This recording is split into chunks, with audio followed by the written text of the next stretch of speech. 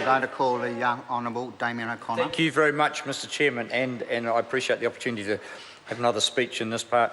I'd like to refer to clause 65, and if one was listening to Mr Young over there, who chaired the committee, and I appreciate his fairness and objectives in this legislation, and if we were to take a principled approach, much of what he said would probably be true.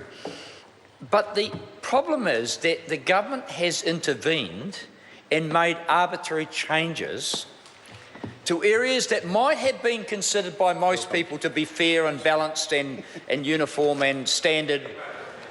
Well, I go to clause 65, Mr Chairman, and it talks about the election of health and safety representatives. Clearly an objective and a necessary requirement established by the Select Committee in the original legislation, and again in the bill as reported back from the Select Committee. So a vital component of health and safety moving forward in the workplace.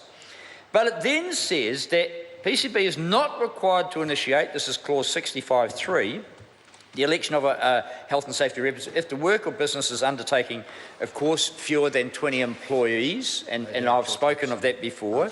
And the next one is not within the scope of any prescribed high-risk sector or industry prescribed by regulations for the purpose of this section. Mr Speaker, Mr Chairman, this is where it all falls apart. And it's really quite strange from a party that has always considered itself the champion of the farmers and the rural sector. The ones, and they from time to time criticise us on this side of the House because there's not a whole lot of farmers. But it is absolutely unbelievable to think that that party of so-called farmers or farmers advocates can come up with arbitrary definitions that say in agriculture, cat breeding, pet breeding, snake farming, worm farming are high risk, and yet sheep and cattle and dairy farming are not. Now, I mean, it begs the question, how could they have arrived at it?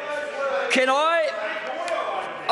I just go back and explain it? Because, Mr Chairman, it's not being flippant, but the wider public and the employers across this country will be asking, all of them are being expected to step up and offer a safer regime of health and safety.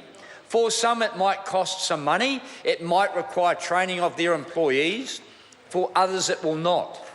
The one thing, Mr Chairman, I learned as the Minister when we implemented the ban on smoking in bars is that all the industry requested of us was fairness across the board. Fairness to ensure that the objectives of the government were going to be implemented on everyone. But no, what we have here is the most bizarre and ridiculous demarcation that is almost impossible to understand. So the question is why? Well, let's be clear here. In my view, it was a debate within the National Party caucus, and it was about the farmers versus the others, Mr Speaker. Actually, the farmers are getting to distrust John Key. They don't like him because he's a trader.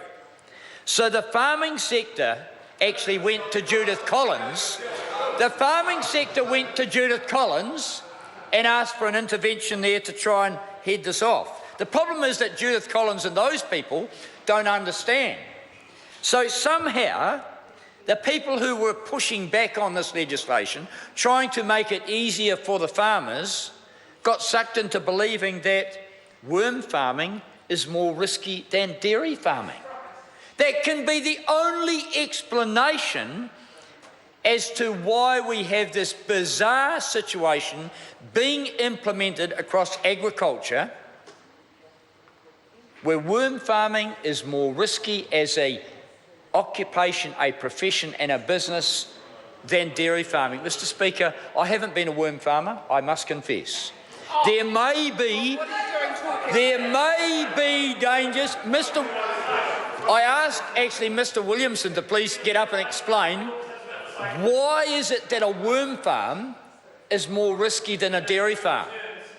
I can give you a long list of tasks in a dairy farm that are risky.